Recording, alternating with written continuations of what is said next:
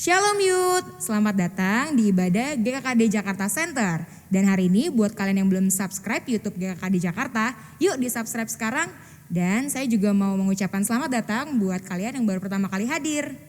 Nah teman-teman Youth, untuk kalian yang belum punya Blesscom atau Bless Community, kita menyediakan di sini sebuah komunitas yang bisa kalian ikutin.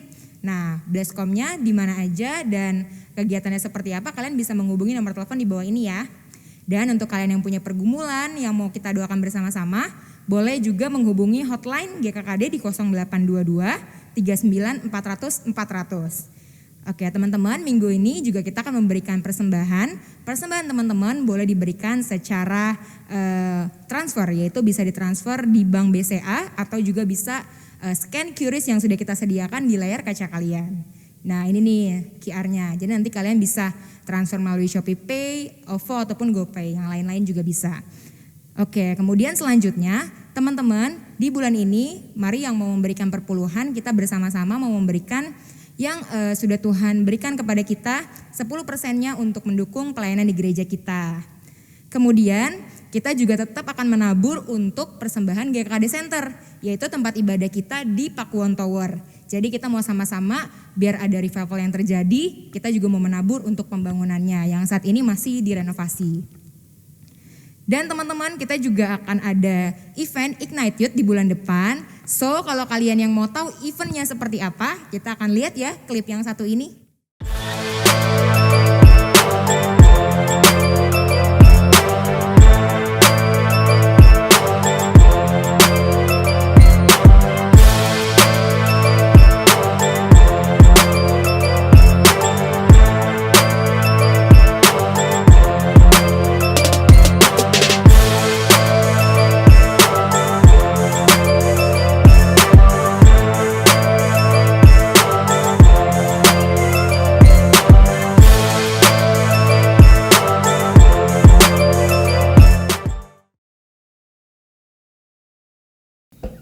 Berharga mulia jadi kesayangannya, perkasa di dunia, pahlawan di tangannya. Let's ignite, terangi dunia, nyatakan kebaikannya. Let's ignite, nyalakan apinya bagi kemuliaannya. Let's ignite, terangi dunia, nyatakan kebaikannya. Let's ignite, nyalakan apinya bagi kemuliaannya. Let's ignite.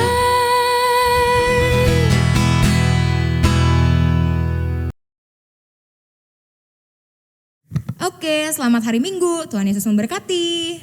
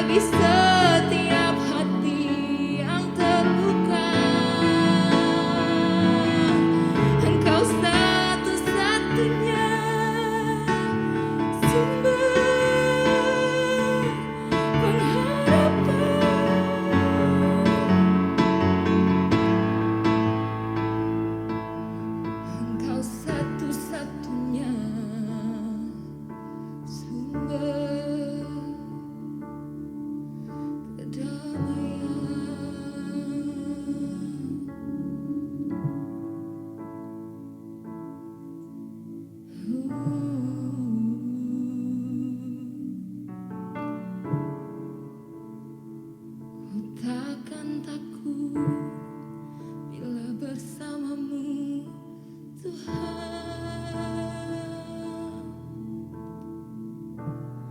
Tak usah ku takut, sebab Kau sertaku.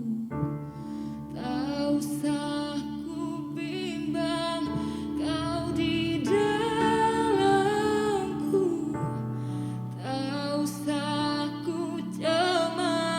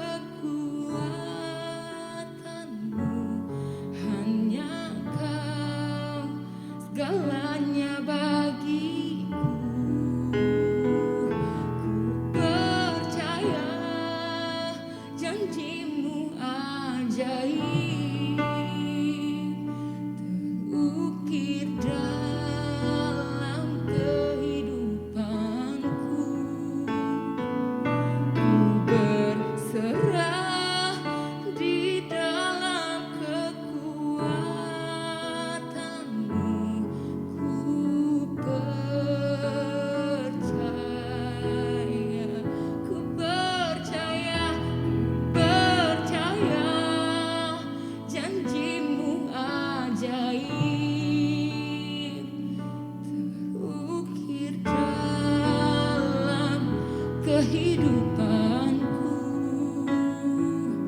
Ku berserah di dalam kekuatanmu. Ku percaya.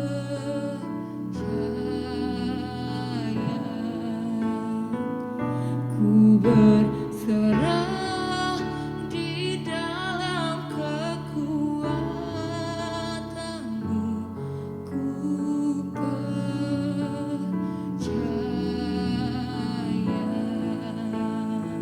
Ku berserah di dalam kekuatanmu. Ku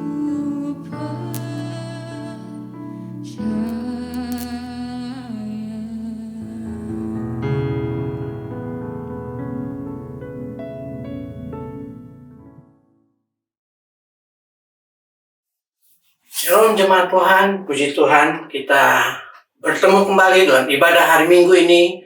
Saya percaya saudara datang dengan hati yang haus kepada Tuhan dan kita sama-sama mau dengarkan firman Tuhan. Puji Tuhan, hari ini kita akan perenungkan firman Tuhan. Mari kita berdoa dulu sebelum kita dengar firman Tuhan. Terima kasih Tuhan Yesus, kami percaya akan kebaikan Tuhan, kami percaya akan kasih Tuhan. Terima kasih, kami tahu sekalipun situasi cukup buruk di negara kami, tapi kami tahu bahwa Tuhan begitu baik atas hidup kami, atas bangsa kami, dan kami tahu bangsa kami pasti bisa melewati masa-masa sulit dengan penuh berkat dan kemuliaan Tuhan. Terima kasih Tuhan, kami mau dengar firman Tuhan, kami percaya Tuhan sendiri akan berbicara kepada umat-Mu. Di dalam nama Tuhan Yesus kami berdoa. Amin. Baik, saudara yang kasih Tuhan, topik yang saya akan bawakan adalah hidup dengan iman, ya, bukan dengan rumor atau dengan keadaan, saudara. Ya, kita sedang berhadapan dengan masa-masa yang sangat sulit. Ya, pada saat-saat ini kita sedang menghadapi peningkatan sakit COVID yang cukup besar. Ya, beberapa waktu lalu tertinggi paling sekitar 10.000. Tapi beberapa hari terakhir ini kita mengalami peningkatan yang cukup besar. Mulai 12.000, yang tadinya sudah turun ke 5.000, mulai naik lagi sampai ke 12.000. Bahkan terakhir 20.000, 21, dan kemudian sampai mencapai angka 25.000. Ini sesuatu yang cukup banyak, saudaraku. Sekalipun kalau kita coba bandingkan, ya kita bandingkan dengan situasi di India misalnya, dicapai puncaknya itu dengan 400.000 per hari ya yang sakit, dengan penduduk 1,3 miliar. Kalau dibandingkan Indonesia yang 270 juta, ya kita sampai 25.000. Kemudian kalau kita lihat juga krisis di Amerika, ketika mereka mengalami krisis COVID, itu mencapai 200.000 per hari dengan penduduk 330 juta. Beda sekitar 60 juta dengan Indonesia, saudaraku, Amerika. Sekalipun kalau kita lihat data demikian cukup jauh, namun situasi yang kita hadapi ini tidak mudah karena kita melihat juga banyak rumah sakit mulai penuh dan lain-lain, saudaraku. Tapi di atas semua itu saya ingin ajak kita semua jemaat Tuhan untuk hidup dalam iman, saudaraku. Ya, untuk hidup dalam iman, saya ingin bacakan firman Tuhan dari Ibrani pasal 10 ayat 38, tetapi orangku yang benar akan hidup oleh iman. Dan apabila yang mundurkan diri, maka aku tidak berkenan kepadanya. Tuhan senang kita hidup oleh iman. Ya, kita orang benar, orang-orang percaya, kita hidup oleh iman, saudaraku. Kita bukan hidup oleh situasi, kita bukan hidup oleh apapun juga, tapi Tuhan ingin kita hidup oleh iman, live by faith.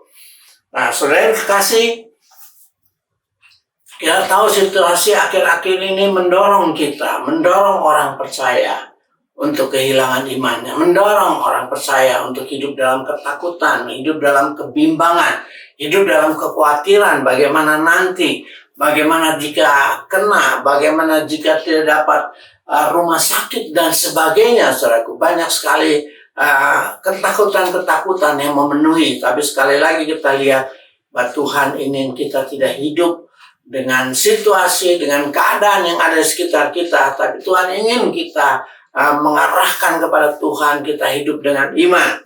Nah, kita punya banyak janji-janji Tuhan yang sangat luar biasa, saudaraku. Mari kita lihat sebentar. Yang pertama, kalau hidup dalam iman, pasti kita tidak hidup dalam ketakutan. Kalau ketakutan itu adalah lawan dari iman. Ketakutan artinya tidak percaya. Ya, kita tidak percaya bahwa Tuhan baik, kita tidak percaya akan janji Tuhan, saudaraku. Padahal kalau hidup dalam iman, artinya kita percaya kepada janji Tuhan. Ya, ada banyak janji Tuhan yang sangat luar biasa untuk kita pegang. Dan saya percaya Tuhan adalah bukan Tuhan yang berdusta. Tuhan yang tetap pegang janjinya. Tuhan yang tetap setia dengan janjinya. Sampai saat ini kepada kita umatnya. Kepada kita orang-orang percaya. Tuhan tetap setia pada janjinya. Saya ingin kita lihat, sekalipun kita sering merenungkan ayat ini dan menjadi pegangan kita menghadapi masa-masa yang sulit ini, tapi saya ingin kita renungkan lagi Mazmur pasal 91. Saya ingin bacakan beberapa ayat. Orang yang duduk dalam lindungan yang maha tinggi dan bermalam dalam naungan yang maha kuasa akan berkata kepada Tuhan, tempat perlindunganku dan kubu pertahananku, Allahku yang kupercayai. Sungguh dialah yang akan melepaskan engkau dari jerat menangkap burung, dari penyakit sampar yang busuk. Dengan kepaknya yang akan melindungi engkau, di bawah sayapnya engkau akan berlindung, kesetiaannya ialah perisai dan pagar tembok. Engkau tak usah takut terhadap kedahsyatan malam, terhadap panah yang terbang di waktu siang, terhadap penyakit sampar yang berjalan dalam gelap, terhadap penyakit menular yang mengamuk di waktu petang. Walau 1.000 orang rebah di sisimu dan 10.000 di sebelah kananmu, tetapi itu tidak akan menimpamu. Engkau hanya menontonnya dengan matamu sendiri dan melihat pembalasan terhadap orang-orang fasik. Sebab Tuhan ialah tempat perlindungan yang maha tinggi, telah kau buat tempat perteduhanmu. Baik, saudara kekasih, kalau kita lihat, ini suatu hal yang sangat luar biasa. Saya senang sekali ayat 2-nya itu, kalau dalam bahasa Inggris dikatakan, I will say of the Lord. Aku akan mengatakan Tuhan. I will say of the Lord, He is my refuge and my fortress. Tuhan adalah tempat pengungsianku dan juga bentengku. Saudara, ketika orang menghadapi kesulitan, mereka pergi ke kota lain mengungsi. Kota yang aman, yang sangat berbeda dari kota sebelumnya ketika mereka mengalami bencana. Dan Tuhan adalah tempat yang aman untuk kita mengungsi. Kemudian juga dikatakan, dia adalah benteng yang sangat kuat. Ya. Benteng tempat perlindungan yang sangat kuat. Nah, saudara yang kekasih, perkataan Tuhan ini bukan main-main. Janji ini bukan main-main. Ya. I will say of the Lord. Ya. Saya ingin berkata bahwa Tuhan adalah gunung batuku. Tuhan adalah bentengku. Tuhan adalah tempat perlindunganku. Tuhan adalah tempat pengungsianku. Kalau aku menghadapi kesulitan, aku mengungsi pada Dia. Ini adalah sesuatu yang sangat luar biasa, janji Tuhan. Dia nggak main-main kalau Dia ngomongin gini. Dan saya percaya Tuhan taruh ini supaya kita bisa berkata. Dan kalau kita berkata, Tuhan adalah tempat perlindungan, maka betul-betul hal ini adalah menjadi tempat perlindungan kita. Kita orang percaya bisa berkata demikian. Dan ayat 5 kata, engkau tak usah takut. Tadi saya katakan lawan daripada percaya adalah takut. Ya, ketika kita hidup dalam iman, live by faith, maka tidak ada ketakutan. Kita tidak mengizinkan roh ketakutan mengintimidasi kita. Dan ini sesuai dengan perintah firman Tuhan, sesuai dengan janji Tuhan. Engkau tidak usah takut terhadap kedahsyatan malam. Ini kata Tuhan. Kita tidak perlu takut terhadap kedahsyatan malam, saudara. Ya, kita tidak perlu takut terhadap kedahsyatan yang terjadi di sekeliling kita. Kengerian yang terjadi di sekeliling. Ini kata firman Tuhan, bukan kata saya. Kita tidak usah takut, ini kata firman Tuhan. Sekalipun situasi mencekam, tidak enak, tapi kata firman Tuhan, kita tidak usah takut. Karena kita punya tempat perlindungan. Nah, saya percaya orang hidup dalam Tuhan, dia percaya janji Tuhan, karena itu dia tidak takut. Nah, hal yang selanjutnya lagi, kita hidup dalam iman adalah kita tidak juga menjadi apatis atau pasif. Ada banyak orang hari-hari ini juga menjadi pasif, menjadi apatis, menjadi masa bodoh. Ada yang masa bodoh akhirnya nggak peduli, sepanjang itu tidak menjangkau kita, itu bukan hidup dalam iman. Saya percaya hidup dalam iman adalah hidup yang penuh dengan kasih kepada Tuhan. Bukan hidup yang masa bodoh. Hidup yang penuh kasih dengan sesama. Saya percaya, saudaraku. Jadi lawannya daripada apatis adalah kita hatinya tidak kosong, saudaraku. Apatis karena hati kita kosong. Karena hati kita merasa putus asa juga. Iman tidak putus asa. Iman penuh pengharapan. Sehingga tidak mungkin kita merasa deadlock. Ya, tidak ada jalan. Kita percaya ada pengharapan. Sekalipun keadaannya sedemikian sulit. Sekalipun keadaannya sedemikian mencekam. Tapi tidak ada kata-kata putus asa. Tidak ada kata-kata apatis dalam diri kita. Tapi sebaliknya, kalau kita percaya pada Tuhan, kita percaya penuh, justru hati kita sebaliknya ya. Hati yang bisa dipenuhi oleh kasih kepada sesama, hati yang dipenuhi oleh percaya pada Tuhan, sehingga kita percaya bahwa kasih Tuhan bisa tetap kita nyatakan, kasih Tuhan tetap bisa kita sampaikan di dalam segala keadaan. Orang yang apatis seolah-olah ya sudah, saya tidak bisa berbuat apa-apa. Padahal kita percaya bahwa kita masih bisa berbuat sesuatu. Kita bisa memberkati orang lain. Kasih kebanyakan orang menjadi dingin di akhir zaman. Karena ketakutan, karena keegoisan, saudaraku. Tapi orang yang hidup dalam iman tidak mungkin dikuasai oleh ketakutan, dikuasai oleh apatis, dikuasai oleh masa bodoh, saudaraku. Saya percaya kasihnya tidak akan dingin. Orang-orang yang hidup dalam oleh iman itu kasihnya tidak akan menjadi dingin, tetap menggelora. Dan saya berharap kasih kita tidak menjadi dingin, saudaraku. Sekeliling kita keadaannya mungkin banyak yang jeritan, mungkin banyak tangisan, mungkin banyak situasi yang tidak enak. Tapi percayalah kita tetap masih bisa mengasihi. Kita masih tetap bisa. Dan kita harus tetap penuh dengan belas kasihan untuk mengulurkan tangan apa yang kita bisa buat untuk mereka. Sekalipun kita tetap berjaga-jaga, sekalipun kita tetap mendukung program pemerintah untuk menyelesaikan menghentikan COVID ini dengan mentaati aturan pemerintah, protokol kesehatan.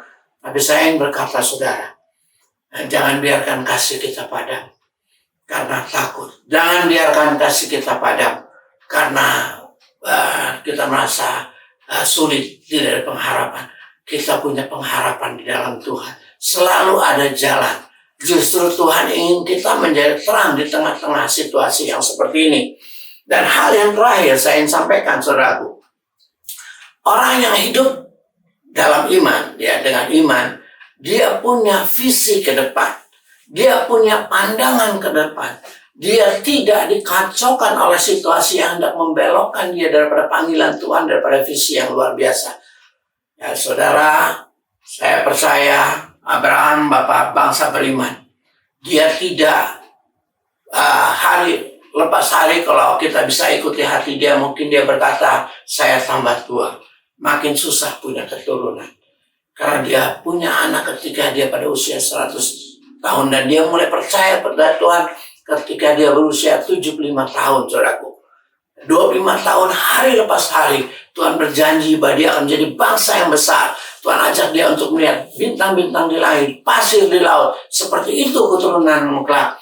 Dan apa yang terjadi hari lepas hari, dia selalu berpikir, saya tambah tua, tambah mustahil, tambah tidak mungkin punya anak. Karena pada saat itu dia tidak punya anak. Apalagi menjadi bangsa yang besar sebagaimana janji Tuhan. Karena janji Tuhan dia akan menjadi bangsa yang besar seperti bintang di langit, seperti pasir di laut. Dan dia dikatakan bapak orang yang beriman. Dia dikatakan hidup oleh iman, ya, by faith, live by faith. Dan dia dikatakan hidup oleh iman karena dia memandang kepada visi yang jauh di dalam segala keadaan. Bahkan di dalam keadaan yang paling tidak mungkin. Makin lama makin tidak mungkin, makin gelap secara fisik, secara natural. Makin lama makin gelap, makin tidak mungkin. Tapi dia tidak pernah kehilangan visinya. Dia tetap memandang ke depan. Dan saya percaya bahwa kita dalam situasi apapun, kita tetap punya janji Tuhan. Kita tetap punya panggilan Tuhan yang luar biasa di depan. Kita punya GKD Center. Tidak akan padam dengan situasi yang ada. Ya, Tuhan sudah bawa kita sedemikian rupa. Kita punya kerinduan untuk mengignite, untuk terjadinya, menyalakan api kebangunan rohani bangsa ini. Tidak akan padam dengan situasi. Justru saudaraku yang kasih, ketika kita melihat situasi, justru kalau kita melihat dengan kacamata Tuhan memandang, ini adalah satu kesempatan untuk revival. Revival datang ketika situasi sangat menyakitkan. Revival datang ketika orang-orang putus asa dan sudah tidak tahu berbuat apa-apa. Itu adalah kondisi yang paling mungkin untuk terjadi revival. Dan itu kondisi yang paling membutuhkan terjadinya revival. Itu kondisi yang paling membutuhkan terjadinya mujizat. Nah, kalau kita bersama-sama Tuhan, kita tidak hidup di bawah ketakutan, di bawah intimidasi, pasif, jadi apatis. Tapi sebaliknya, saudaraku, kita melihat jauh ke depan. Ya, kita tahu kita punya visi bersama Tuhan. Kita tahu kita punya panggilan Tuhan. Kita punya janji Tuhan. Kita punya unlimited God. Kita punya janji Tuhan. Tuhan akan memberikan tuaian. Tuhan akan memberikan prosperity. Kita tetap memandang semua itu.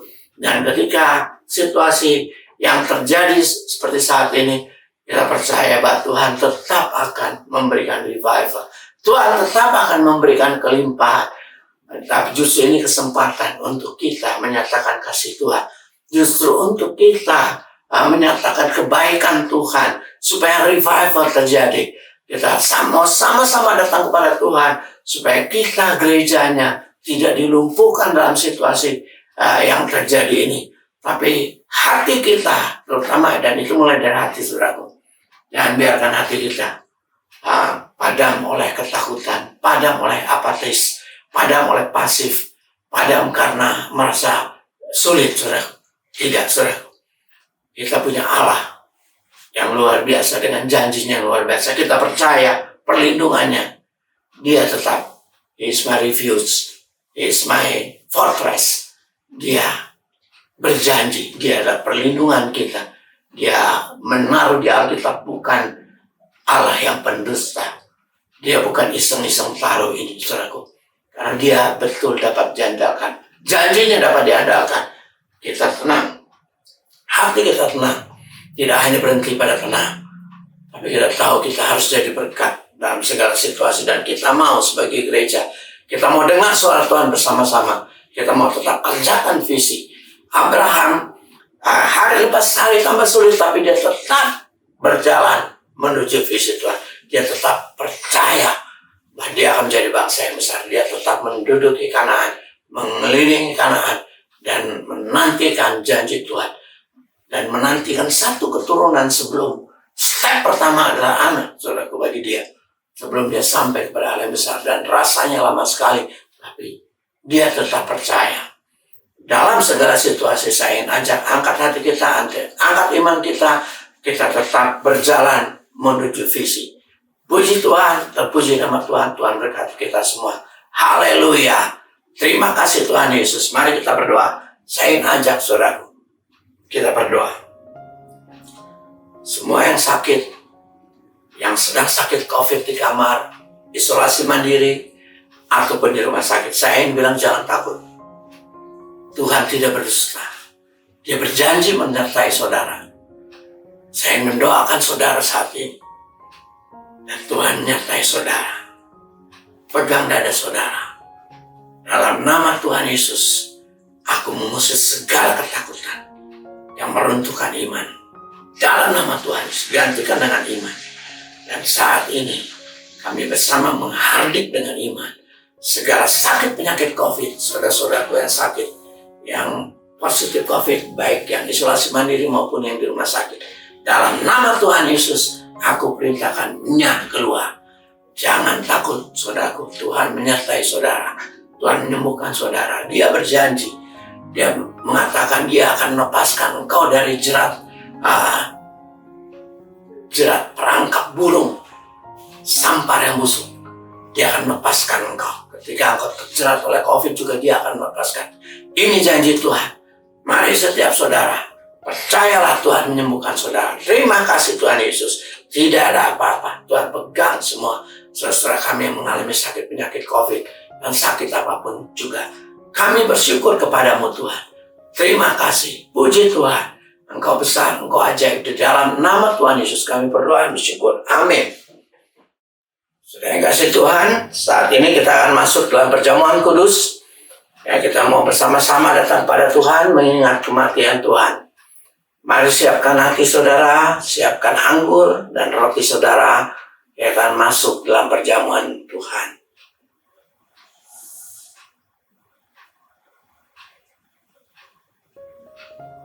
Pada malam ketika Yesus akan diserahkan, ia mengambil roti, mengucap berkat, memecah-mecahkannya, dan berkata, inilah tubuhku yang dipecahkan bagimu, ambillah dan makanlah. Mari kita makan bersama.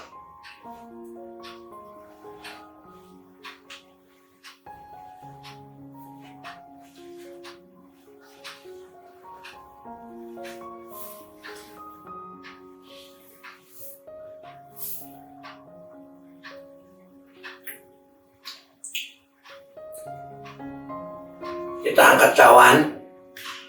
Cawan ini adalah perjanjian baru. Inilah darahku yang ditumpahkan bagi pengampunan dosamu. Ambillah dan minumlah. Mari kita minum bersama.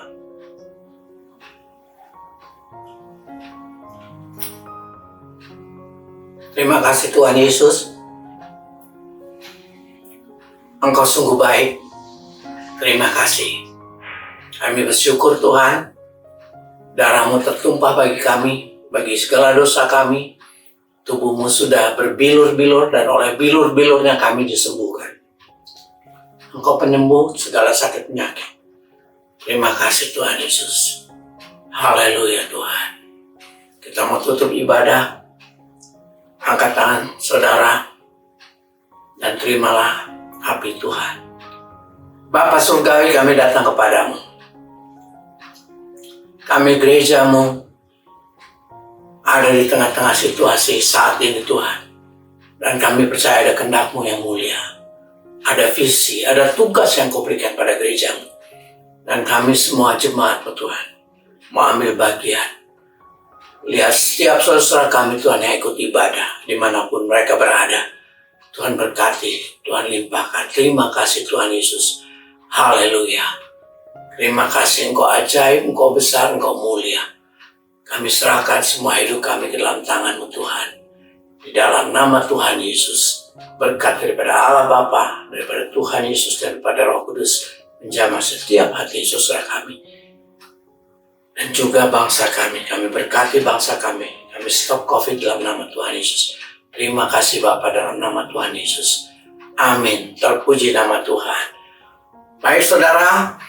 Selama 1 bulan ke depan kita akan ikuti protokol pemerintah, peraturan pemerintah. Tidak ada ibadah onsite di tempat, tapi kita hanya ibadah online saja. Tuhan Yesus memberkati kita semua.